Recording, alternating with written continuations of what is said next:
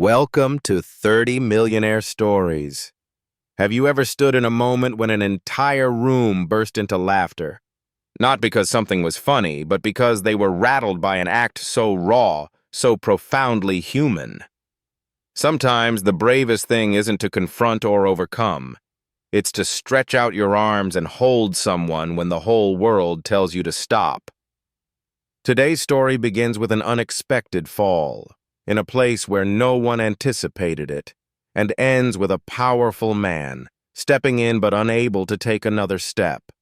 If you believe a single small act can turn mocking laughter into a silence filled with awe, hit that like button, subscribe to 30 Millionaire Stories, and stay with us. The laughter you hear today will fade into a stillness, etched deep in your heart, forever.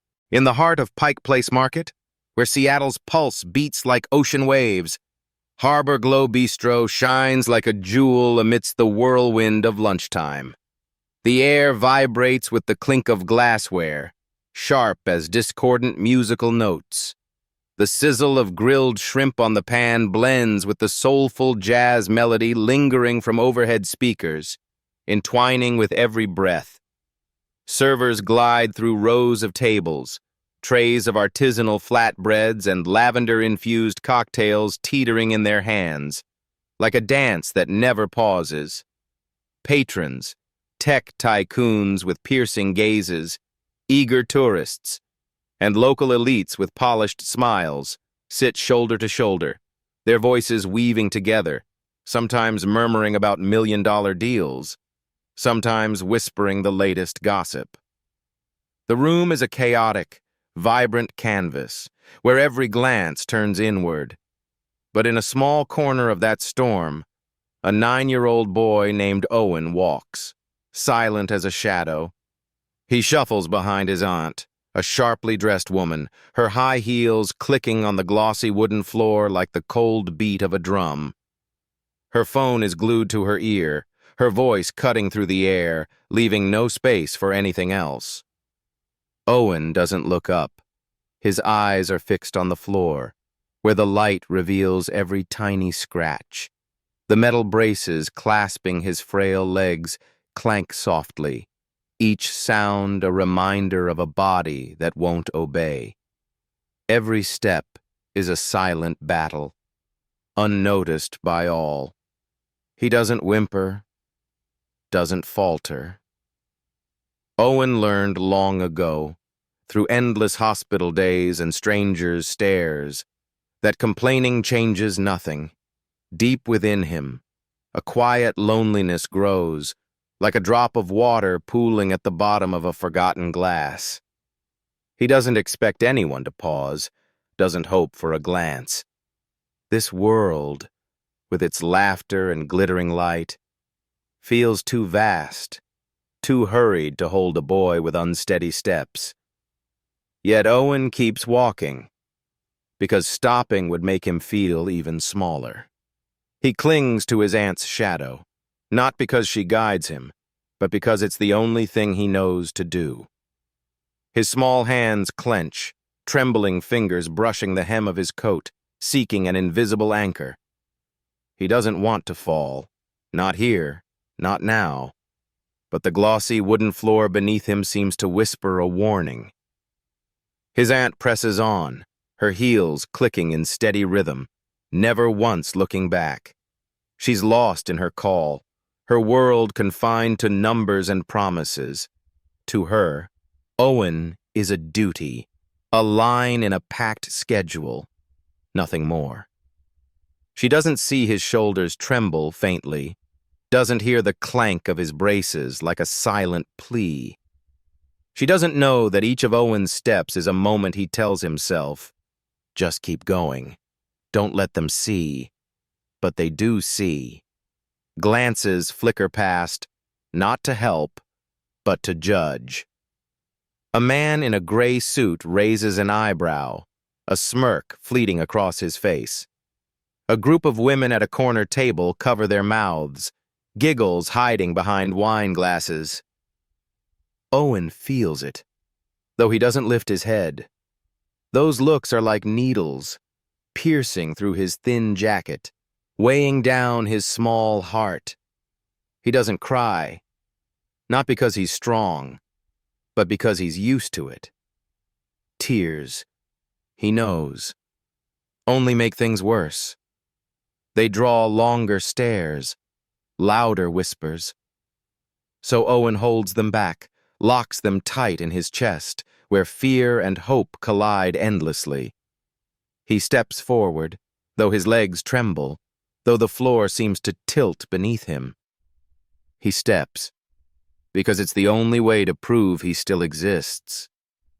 Even as a faint shadow amid the radiant glow of Harbor Glow Bistro. But deep inside, he wishes, just once, someone would see him, not as a burden, but as a child trying, step by step, to belong to this world. All right, my dear viewers, take a second to like this video and subscribe, but only if you truly feel the weight of what I'm sharing here. And drop a comment below to let me know where you're watching from and what time it is for you. It's always thrilling to see who's joining us from all corners of the globe. Owen shuffles forward, each step a whisper of willpower. He trails his aunt, her rigid, cold silhouette like a distant horizon. Her voice, sharp and cutting, slices through the air, her words from a business call building an invisible wall between them. He bites his lip, his frail legs, encased in metal braces, trembling, not from exhaustion, but from the fear of being left behind. He tries to keep up, always trying, as if each step proves he still belongs to this world. But deep within, a quiet loneliness stirs, like a tiny thorn piercing his chest. He doesn't want to fall. Not here, amidst unfamiliar stares and heartless laughter. But fate never asks his permission. His foot slips. A moment, brief but sharp as a blade, and the world tilts. He falls, his small body hitting the floor with a faint thud, like a stifled cry for help. His arms flail, slender fingers clawing at the wood, seeking a foothold, anything to keep him from plunging into the abyss of shame. His braces scrape the tiles, a shrill clank swallowed by the clamor of the bistro, glasses clinking, forks striking plates, laughter echoing. Owen lies there, his chest heaving, his heart pounding in its cage. Not physical pain, but fear, old, familiar fear, floods him like a wave. He doesn't look up. He doesn't dare. His eyes glue to the floor, as if by not seeing them, they won't see him. But he knows they see. They always see. In his mind, a voice screams, "Don't cry. Don't let them see." Tears well up, but he locks them away, clenching them tight in his chest, where fear and hope collide relentlessly. He doesn't want to be the center of their gazes, doesn't want to fuel their smirks or venomous whispers. But they come, as he always knew they would. A giggle, soft but cutting, slithers from a corner of the room. A smirk, he senses without seeing, from the man in the suit. "Who brings a kid like that here?" A murmur, loud enough to pierce his thin jacket, slashing into a heart already scarred. The clatter of forks on plates grows louder, as if trying to drown the moment, but the amusement spreads, a cruel current wrapping around him, choking the last shreds of his confidence. His aunt doesn't turn back. She keeps walking, her voice on the phone unbroken, as if he never existed. To her, Owen is a duty, a line in a crowded schedule, nothing more. She doesn't feel the void he leaves behind, doesn't see his shoulders quiver as he lies on the floor. In his heart, a silent pain spreads. Not because she abandons him, he's used to that, but because he knows he's not important enough to make her pause. He wants to stand, to prove he's not weak, but his body betrays him. His legs tremble, his braces heavy like chains. He wants to vanish, to melt into the wooden floor, to make the world forget this moment. But the stairs remain, stabbing like needles, each glance a reminder. He doesn't belong here. He doesn't cry, not because he's strong, but because he's learned tears only worsen things. They prolong the stares, amplify the laughter. So Owen holds them back, buries them deep in his chest, where loneliness and resilience intertwine. He lies there, heart racing, breaths shallow, trying to shrink himself, as if small enough. He'd become invisible. But deep inside, a faint, fragile spark of hope flickers. Hope that someone, just once, will see him not as a burden, but as a child fighting, every second, to exist. He waits, though he barely dares to believe in his own quiet stillness, amidst the whirlwind of laughter and stares. Tessa steps out from the kitchen, a tray of iced tea wobbling in her hands, each footfall a cautious rhythm amid the whirlwind of Harbor Glow Bistro. She's 22, her name tag gleaming like a fresh promise, but her stained apron tells the tale of relentless hours. Her black hair slips from its bun, stray strands clinging to her sweat-damp forehead. She moves, quiet, invisible among eyes fixed on food and wine. But then, she freezes.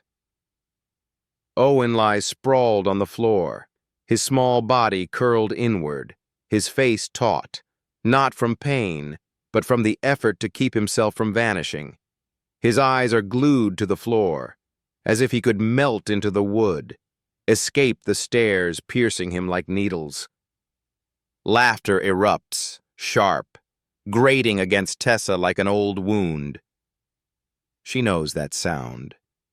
Years ago, it targeted her sister, who rolled her wheelchair over rough paths, facing smirks and cruel whispers.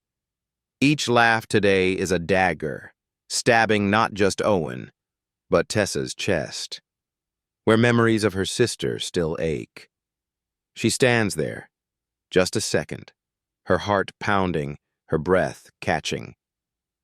Part of her wants to turn away, to stay safe in her role as a waitress, nameless, untroubled. But another part, deeper, louder, roars, no, not this time. Tessa doesn't hesitate long. She sets the tray on the nearest table, the clink of glasses on wood ringing stark, ignoring the startled glances of patrons looking up. Her steps are steady, not rushed, not slow, as if she always knew she'd reach him. She kneels, her knees meeting the cold floor, right beside Owen. Her hands, trembling faintly with adrenaline, slide gently, one under his knees, one behind his shoulders, lifting him with a tenderness like cradling a fragile dream. His body is light, too light, like a bird with broken wings, yet heavy with the trust he offers wordlessly. Tessa feels it, that trust, like a delicate thread tying her heart to his. The laughter in the room swells, now mocking, sharp as a blade. "What's this? A babysitting service?"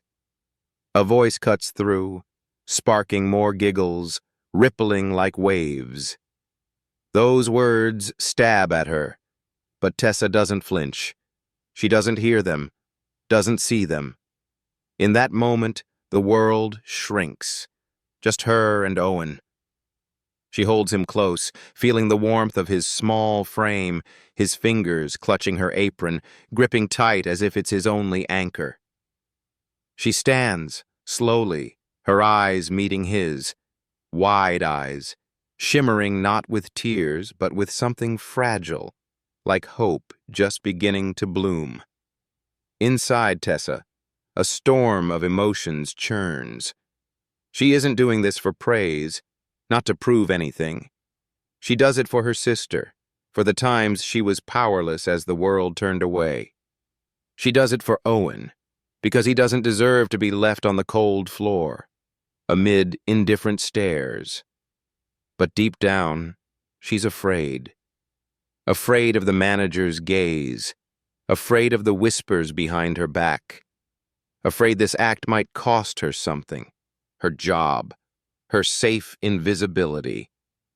But that fear dissolves as she feels Owen's breathing, shallow but steady, against her shoulder. He doesn't struggle, doesn't push her away. He trusts her, and that trust is stronger than any laughter, any stare. Tessa stands there, in the middle of the room, holding Owen like she's holding her own heart. She doesn't look at the crowd, doesn't seek approval. She only sees him, watches his shoulders relax, his breathing slow. In her heart, a quiet certainty grows. This is right, no matter what the world says. The laughter lingers, but it fades, like wind beyond the window. Tessa doesn't hear. She only feels Owen, and in that moment, she knows she's become who he needs. Someone who doesn't demand he stand, but simply stays. Dear listeners, take a moment to breathe or grab a glass of water, then keep listening. The story's surprises are still ahead. And let me know in the comments where you're watching from and what time it is for you. It's always exciting to see who's joining us from all corners of the globe. Drop a comment with the number 1 if you love this story so we can keep bringing you more stories that inspire. Tessa stood tall, cradling Owen in her arms. The warmth from his small body seeped into her like a silent comfort. The room still spun with mocking laughter, but she couldn't hear it. She could only feel Owen's steady breathing, his cheek resting on her shoulder as if he had found a safe place in the eye of a storm. But then, the glass door of the Harbor Globe Bistro swung open. A cold gust swept in, carrying with it a presence that made the air heavier. Victor Grayson stepped across the threshold, his charcoal suit perfectly fitted, as though sculpted from the very shadows. His silver hair was slicked back, each strand precisely in place, catching the light from the chandeliers above. He didn't have to speak. He didn't have to look. His mere presence was enough to hush the clatter of the bistro, clinking cutlery, lively chatter, all of it stilled, as if the entire room held its breath. Victor was Owen's father, but the title felt far too grand for what he had truly offered. He was the builder of skyscrapers, his name etched into the steel and glass bones of Seattle. But to Owen, he was a stranger, appearing only through rigid schedules and meetings arranged more out of duty than desire. He had taught the boy to rise, to always rise, as if that were the only way to survive, and yet now he stood frozen, his polished leather shoes anchored to the floor, as if bound by invisible cords. Across the room, his son lay in the arms of a stranger, not a therapist, not a teacher, but a waitress. Owen's cheek pressed gently against her shoulder. His braced legs dangled, his face serene. A serenity Victor had never seen, not in all those long, exhausting years. Within Victor, a quiet storm surged, powerful and disoriented. He had built an empire. He had controlled every detail, from multi-million-dollar deals to towers engineered to withstand hurricanes. But this moment, this, he could not control. He stood there, heart pounding in his chest, a rhythm unfamiliar, like it was trying to say something long buried. He looked at Owen, not as a boy needing repair, but simply as a child, his son, finding solace in the arms of someone whose name he did not know. The peace on the boy's face, the slight parting of his lips, the rhythm of his breath. It was a language Victor didn't understand. He had taught his son how to stand, how to fight, but never how to rest. And now, a waitress, wearing a stained apron and trembling hands, had done just that. Victor didn't move. His hands, once clenched in high-stakes meetings, now hung loose by his sides, fingers faintly trembling. He wanted to step forward. He wanted to say something, a thank you, a question, anything. But his throat tightened. He was afraid, not of shame, not of losing face, but of something more fragile, that if he broke this moment, it would vanish. And with it, something he had never dared to name. His eyes locked onto Tessa's, not with judgment, but with a painful curiosity. Who was she? Why was she doing this? Why did she hold his son like it was the most natural thing in the world, while he, the father, could only stand there, helpless before the truth, that he had never made Owen feel this safe? The hostess straightened, her voice tentative, ready to lead him to his usual table. But Victor didn't hear. He didn't see the curious glances of the other diners, didn't register the silverware's fading clatter or the laughter that had died mid-breath. The entire room faded. Only Tessa and Owen remained, and the widening crack in his carefully forged armor. He had always believed love was strength, that it meant pushing his son beyond every limit. But now, watching Owen nestled into Tessa's shoulder, he saw a different truth, one that ached, that love sometimes is simply staying, letting a child be weak, without having to prove anything at all. Victor stood there, eyes locked on his son, as if blinking might cause the moment to vanish, and within him, a strange feeling bloomed, not anger, not shame, but a quiet, aching realization. He had built an entire world, yet never built a place where Owen could rest. And this waitress, a woman he had never met, had done it, with nothing more than a single embrace. Victor didn't know where this moment would take him, but deep down, he knew one thing with certainty: he could never go back to the man he was before it. Tessa led Owen to a corner booth, not his aunt's table, where sharp words and cold glances still lingered. This place was quiet. Sunlight filtered through the window, laying a warm golden sheet across the wooden surface, like an invitation to rest. She sat down, not across from him, but right beside him, close, like a sister might. When Owen's trembling hands gripped the glass of water, she gently steadied it, her fingers firm, offering him a sliver of safety.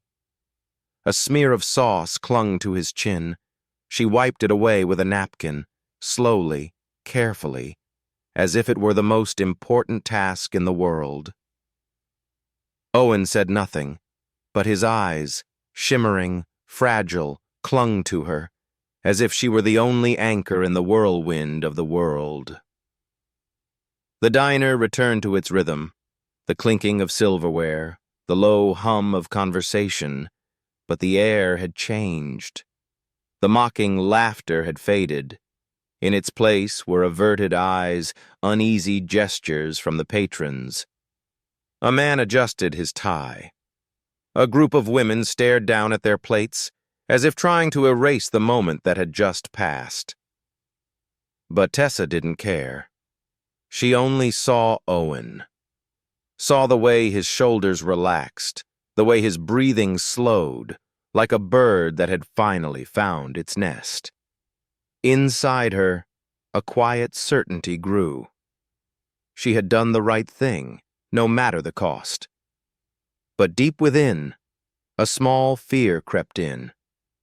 The fear of the manager's gaze, of consequences she couldn't yet imagine. She pushed it aside, because Owen was worth more than any fear.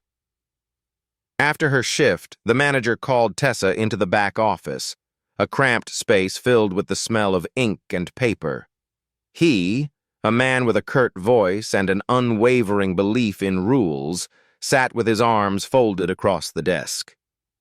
"We received a complaint," he said, his tone laced with both disappointment and reprimand, as if he expected her to feel both.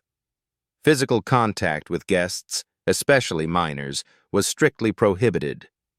Tessa stood there, jaw clenched, gaze steady. His words were like needles, sharp, but not deep enough to shake her.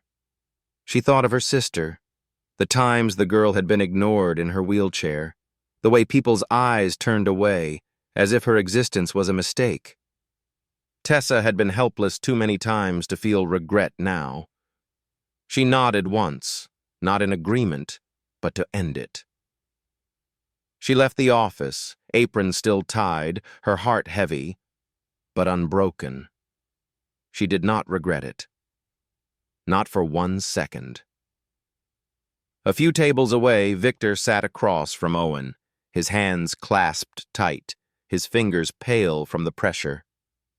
He said nothing, not out of anger, but because a storm was swirling within. He had always believed that love was strength, that it meant pushing his son past his limits, telling him to stand even when his legs trembled. But looking at Owen now, his cheek resting on Tessa's shoulder, his face calm in a way Victor had never seen, a crack formed in his heart. He had taught the boy how to fight, but never how to be loved. That truth struck him, sharp and unrelenting. He wanted to say something, to ask if Owen was okay, but his throat closed, as if any words might shatter something delicate. That night, beneath the soft glow of his luxury apartment, Victor sat beside Owen.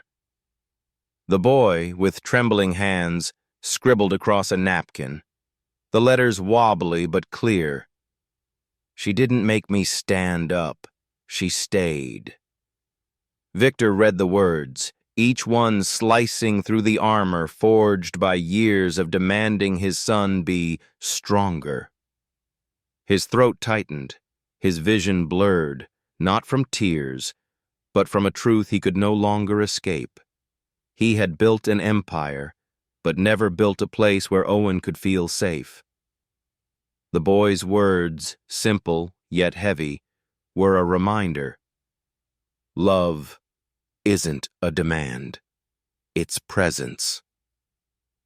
Victor clutched the napkin, his fingers trembling, as if trying to hold on to this moment, trying to hold on to a piece of his son he had missed for far too long. A few days later, Tessa stood outside the diner. Her shift had just ended, and her apron was neatly folded over her arm. The alleyway was still. Only the distant murmur of traffic and the cool air of Seattle curled around her. She breathed slowly, her chest still heavy from the conversation with the manager, from the averted glances of her co-workers. But in her heart, she felt no regret. She thought of Owen, of the hope in his eyes when she lifted him up, and of her little sister, the one who taught her that compassion is sometimes the only thing that heals. Footsteps echoed along the sidewalk, slow, steady, but hesitant, as if weighed down by something unseen. Tessa looked up. Victor Grayson stood there, his figure bathed in the pale light of dusk. His suit no longer carried the chill of authority. Instead, it softened, made honest by something rare. Victor looked at Tessa, and his gaze was no longer that of a real estate tycoon, but of a father wrestling with himself. Inside him, a storm of emotions churned: regret, gratitude, and a quiet ache for what he had missed. He had spent his life teaching Owen to rise, believing that strength was the only way the boy could survive. But Tessa, through one simple act, had revealed a truth he could no longer deny. Owen didn't need to stand to be loved. "I taught him to stand," Victor said, his voice low, each word drawn from somewhere deep. "You taught him he doesn't always have to." He held out a business card, not as a job offer, but as a partnership, an open door to build something meaningful together. Tessa accepted it. Her fingers brushed the card and her eyes met his. No rush, no hesitation, just quiet understanding. Months later, at a conference in Portland, the air in the auditorium buzzed with anticipation. A large banner hung above the stage, glowing under the lights. First Steps: Emotional Resilience for Caregivers of Children with Special Needs. Tessa stood just off stage, her figure hidden behind the curtain, quiet but steady, like a lighthouse. She wasn't seeking the spotlight. She didn't need applause. Inside her, a warm calm spread, not for the success of the event, but for the journey that brought her here. She thought of Owen, of the moment she lifted him up amid cruel laughter, and of her sister, who gave her the courage to act. Her hands, now resting at her sides, were still ready to lift, as they always had been. On stage, Owen stepped forward, each movement slow, uneven, but filled with quiet confidence. His leg braces glinted under the lights, but his eyes shone brighter, no longer the eyes of a frightened boy on the floor. He stood at the microphone, breath soft but steady. "Sometimes I fall," he said, his voice small but resounding, cutting through the hush of the room.